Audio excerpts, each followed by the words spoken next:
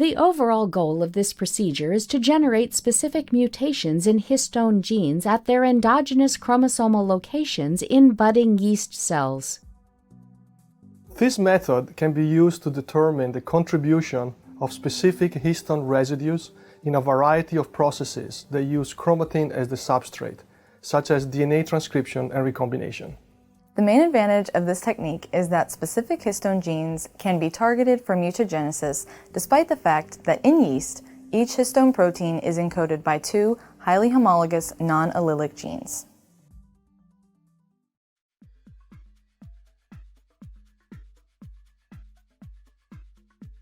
After generating a yeast strain with the target histone gene knocked out and replaced by URA3, generate PCR products for two partially overlapping fragments of the target histone gene by setting up the following reaction for the first half of the gene.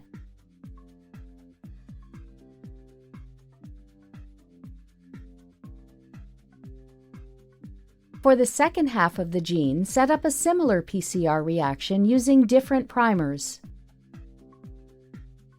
Place the reactions in a thermocycler and set up the following program.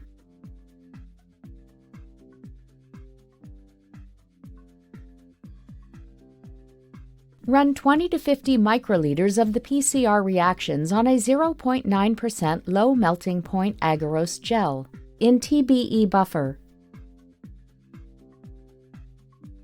Then use a clean razor blade to cut the PCR products out of the gel and transfer each section to a 1.5 milliliter tube.